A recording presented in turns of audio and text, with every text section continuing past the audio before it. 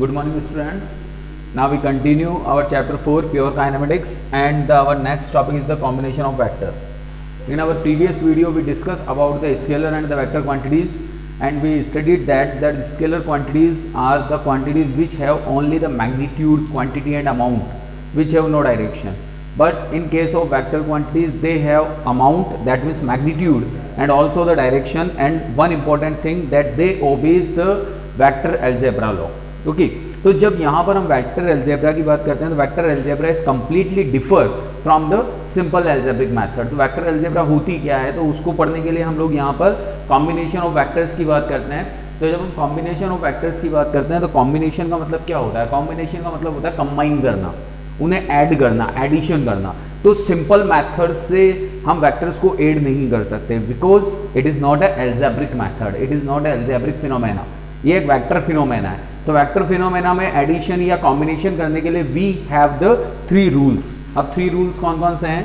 First one your triangle rule, this is the triangle law. Second one is the parallelogram law and third one is the polygon law.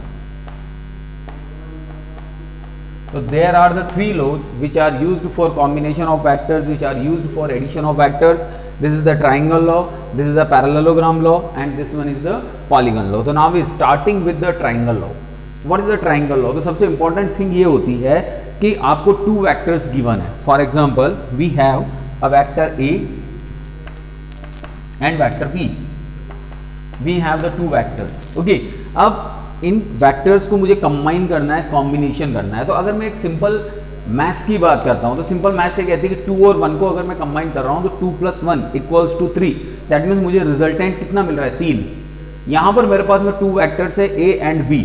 तो जब मैं इन vectors को combine करूंगा तो what is the resultant?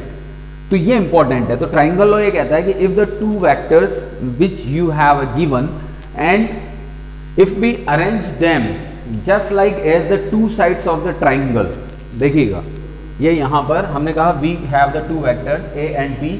इनको हम इस तरह से अरेंज करते हैं कि फर्स्ट वेक्टर का हेड सेकंड वेक्टर की जो टेल है उस टेल के साथ में टच कर जाए. ठीक है, this is vector B and this is vector A. तो अगर इनका रिजल्टेंट इनकी अपोजिट डायरेक्शन में है, that means these are in order and if the resultant are unordered या are in opposite order just like is this one, then this resultant is equals to the vector of A plus vector of B. तो this is your triangle law. Okay, तो यहां पर हम triangle law की condition में हम ये कह सकते हैं कि इफ वी हैव यहां पर according to this law when 2 vectors are represented by 2 similar sides. क्या कह रहे हैं हम यहाँ पर? 2 vectors are represented by 2 similar sides of a triangle in magnitude and direction taken in same order. यहाँ पर आपने 2 triangles लिए हैं, ठीक है, जिसमें दोनों magnitude और direction में same order में हैं. Then the third side of the triangle are in their opposite order which represent their resultant. यानी यहां पर जो थर्ड साइड होगी, अगर if this third side in opposite order है तो ये थर्ड साइड किसको रिप्रेजेंट करेगी? इसके रिजल्टेंट को, और ये रिजल्टेंट किसके इक्वल होगा? इन दोनों के सम के. तो this is your triangle law. Got it? First thing. Second thing, the triangle law not represent the angle. ये एंगल को रिप्रेजेंट नहीं करता है, नॉट रिप्रेजेंट एंगल. तो इसके अंदर कोई एंगल नहीं होता है. तो इसके अंदर हम सिर्फ इतना सा कहते हैं कि if the two sides of a triangle are in a order represented by 2 vectors then their resultant if are in opposite order then this resultants are equals to their sum. This is your triangle law. Okay, तो first law is the triangle law. तो ये तो simple theoretical law है, तो ये हमें ध्यान रखना है. अब सेकंड पे आते हैं पैरेललोग्राम लॉ पे. तो फर्स्ट लॉ में तो हमने ट्राइंगल लॉ में क्या कहा कि ट्राइंगल लॉ में हमें एंगल की रिक्वायरमेंट नहीं होती है. अब सेकंड लॉ हम लेते हैं parallelogram law. Parallelogram law parallelogram law क्या कहता है कि if we have the two vectors which are inclined at some angle, two vectors हैं जो किसी एक पर्टिकुलर एंगल्स पे इंक्लाइंड हैं, तो जैसे suppose the vector this is A and this vector is B situated at an angle theta. Triangle law में तो क्या था, ट्राइंगल लॉ में ये था कि भाई दोनों के बीच में कोई भी वेक्टर काम नहीं करेगा, but here we have the two vectors which are inclined at some angle. तो इनको हम नाम दे देते हैं, जैसे आपके डायग्राम के अकॉर्डिंग हम इनको नाम दे देते हैं, this is P and this is Q। Okay, अब हमसे ये कहा जाता है कि if the two vectors are inclined at some angle then what is their resultant. तो इस कंडीशन में if we find out the resultant then we use the parallelogram law. तो सबसे इंपॉर्टेंट थिंग क्या हो गई कि if we have an angle between the two vectors then we use the parallelogram law. It is very important, तो ध्यान रखना है। In triangle laws we not have any angle, but in parallelogram law we have an angle between the two vector quantities. So here the two vector quantities is P and Q which are inclined at some angle theta, and we want to find out the resultant of these two vector quantities. So here the resultant is R. This is resultant is R. Now we match it.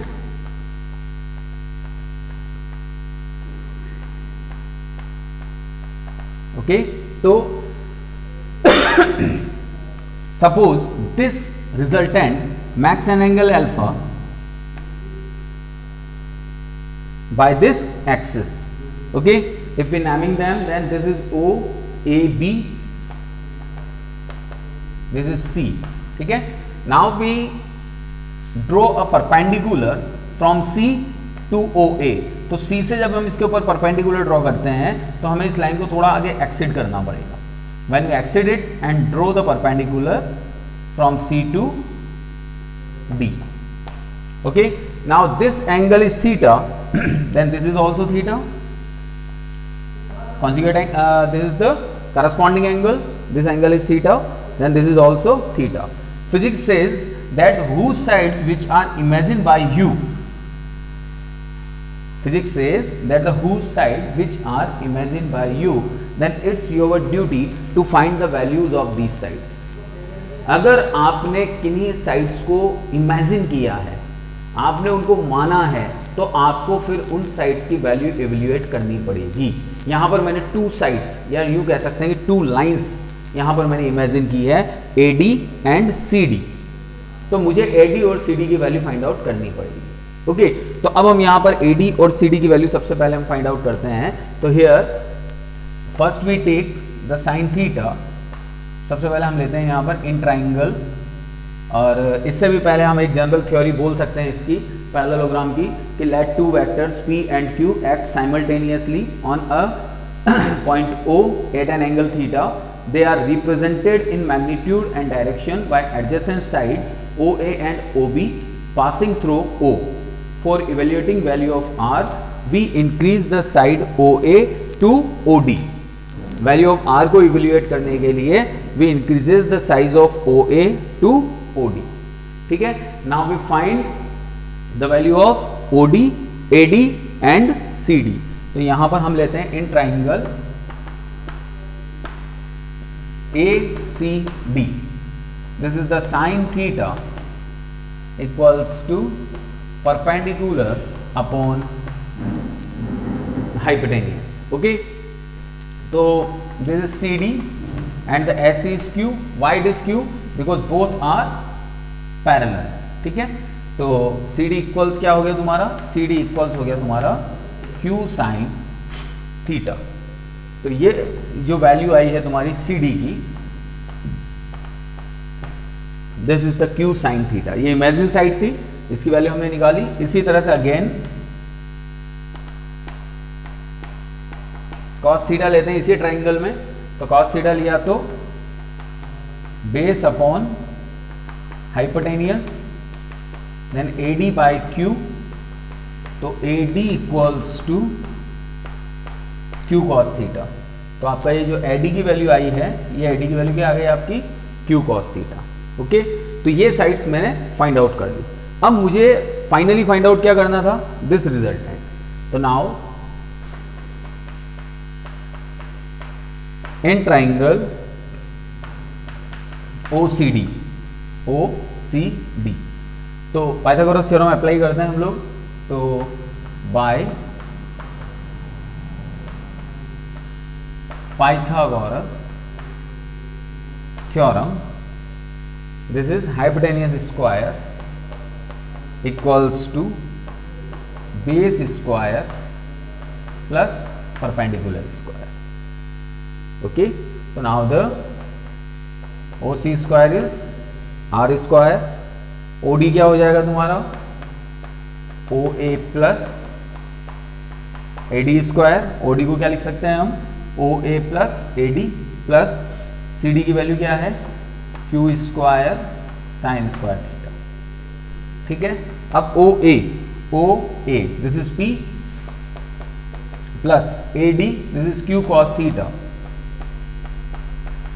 Plus Q square sine square theta. Okay, तो ये हमने यहाँ पर whole square कर दिया इसको।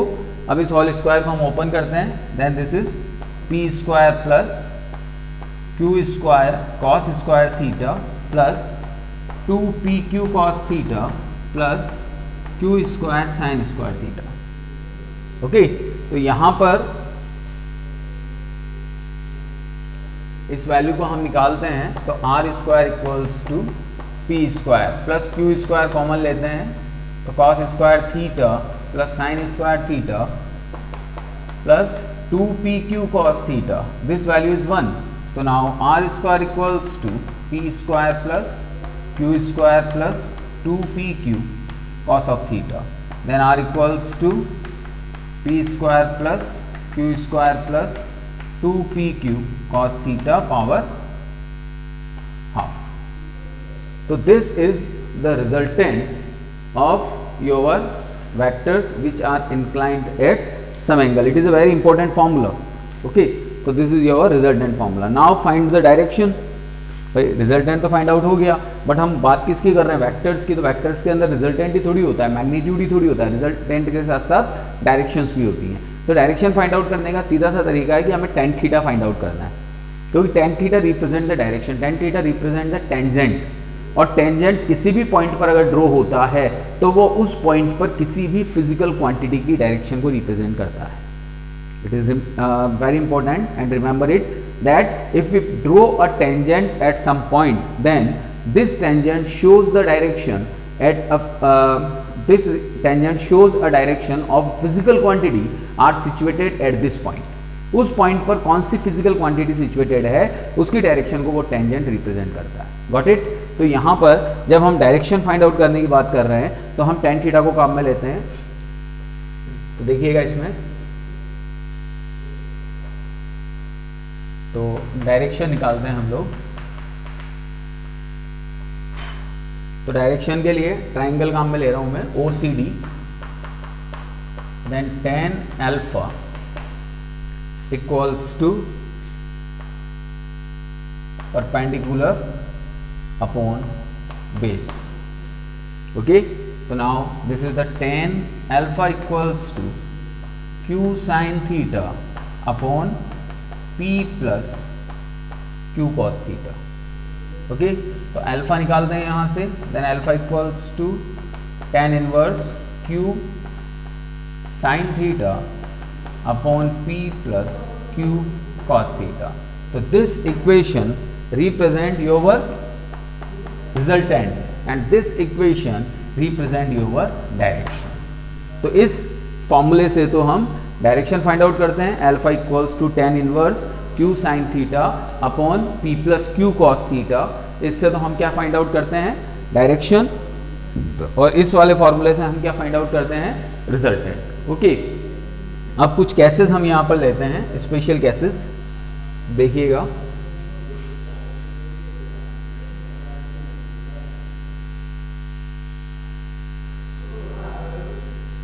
तो special cases हम यहाँ ले रहे हैं, तो स्पेशल केसेस। ओके, तो इस स्पेशल केसेस से पहले हम दोनों फॉर्मूलों को एक साइड में लिख देते हैं। जैसे आर का फॉर्मूला था हमारा P square plus Q square plus 2pq cos theta half, और डायरेक्शन का फॉर्मूला था हमारा tan inverse this is q sin theta upon p plus q cos theta.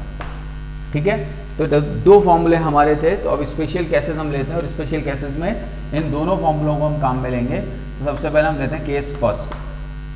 तो in case first we say that if p and q are in same direction, क्या लिखते हैं हम, if p and q are in same direction. Same direction से मतलब क्या हुआ, वापस मैं डायग्राम ड्रॉ करता हूं, देखो this is p, this is q। Same direction होने का मतलब क्या है कि ये q किसके ऊपर आ जाए, p के ऊपर। अगर q p के ऊपर आ गया तो इस थीटा की वैल्यू क्या हो जाएगी, 0। अगर p q के ऊपर आ गया तो इस थीटा की वैल्यू क्या हो जाएगी, 0। तो if p and q are in same direction then theta equals to 0। Theta 0 होता है तो साइन 0 की वैल्यू कितनी होती है, 0, और कॉस 0 की वैल्यू कितनी होती है, 1। ये भी ध्यान रखना है हम लोगों को। तो अब रिजल्टेंट देखते हैं सबसे पहले। तो r इक्वल्स टू तो क्या हो गया तुम्हारा p square plus Q square plus 2pq, cos theta की वैल्यू तो क्या आ गई, 1। तो ये तुम्हारा किसका होल स्क्वायर बन गया, p प्लस क्यू का whole square, then we have p plus Q. तो this is the value of resultant when p and q are in same direction and it have the maximum value. अब अगर हम directions की बात करते हैं तो in case of direction when we evaluate the alpha, तो साइन 0 वैल्यू इज 0। तो ये tan इनवर्स हो गया आपका, तो ये पूरी वैल्यू तो हो गई 0। देन नीचे क्या बचा आपका p प्लस क्यू। तो when we divided 0 by the p plus Q then we have 0। तो tan इनवर्स 0। तो finally the alpha equals to 0। तो alpha equals to 0 mean that the direction of the both vectors p and q are same in the direction of p and q। तो यहाँ पर हम बात कर रहे हैं कि p और q को जब हम एक ही डायरेक्शन में ले जाते हैं तो जो इनका रिजल्टेंट आएगा, the resultant of these vectors are in the same direction of both vectors. This is your first case, got it. तो ये फर्स्ट केस हमारा रहा। नाउ द सेकंड केस देखते हैं स्पेशल केसेस का। केस सेकंड, यहां पर हम ये कहते हैं कि if p and q are perpendicular with each other, are perpendicular with each other. अब क्या हुआ, देखो डायग्राम, ये वेक्टर p है आपका, ये वेक्टर आपका q है एंड बोथ आर परपेंडिकुलर। इस कंडीशन में मुझे रिजल्टेंट वेक्टर फाइंड आउट करना है, ठीक है। तो अब क्या जानते हैं हम, perpendicular case that is theta equals क्या होगा परपेंडिकुलर केस में, 90 डिग्री। साइन 90 की value 1 and cos 90 is 0। Okay, तो apply these two equations. r equals to p square plus q square plus 2pq and the cos value is 0। तो here we have p square plus q square power half when p and q are perpendicular. Now we will evaluate the direction. Then alpha equals to tan inverse, that is q sin 90. Sin 90 value is 1 upon p plus q cos 90 value is 0. So we have tan inverse q by p. This is your direction. So in case of when the vectors are perpendicular, the resultant is p square plus q square half and the direction is alpha equals to tan inverse q by p. Okay, now the case third, when p and q are in opposite direction, not the perpendicular. तो देखते हैं,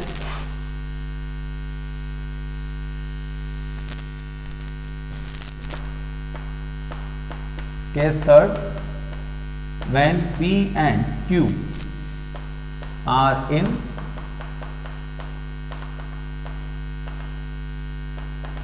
opposite direction. Opposite direction का मतलब क्या होता है, P इधर है और Q इधर है, ठीक है। तो इनके बीच का एंगल कितना हो जाएगा, 180 डिग्री। अगर दोनों एक दूसरे के अपोजिट होंगे then the angle is 180 degree.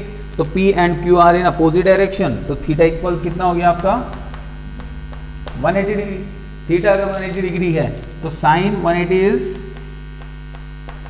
0 and cos 180 is -1. Got it. तो r जब रिजल्टेंट हम फाइंड आउट करते हैं तो p square plus Q square plus 2pq into -1 power half. तो ये हो गया तुम्हारा p square plus Q square minus 2pq half हो गया. देन ये हो गया तुम्हारा p माइनस क्यू का होल स्क्वायर हाफ हो गया. Then this is p minus Q minimum value. तो यहाँ से इस रिजल्टेंट की वैल्यू क्या आ गई? मिनिमम. अब एंगल देखते हैं. तो alpha equals to tan inverse q sine 180 upon p plus Q cos 180. अब साइन 180 की वैल्यू 0, तो टोटल अगर ये वैल्यू 0 हो गई तो 0 में जिसका डिवाइड करोगे वो भी 0 आएगा. तो अल्फा इक्वल्स क्या आ गया? tan inverse 0. These are your 3 cases in which we see that when the vectors are in same direction, when the vectors are perpendicular with each other and the vectors are in opposite direction, then what is the resultant and what is the direction. This is your parallelogram. Okay beta, thank you.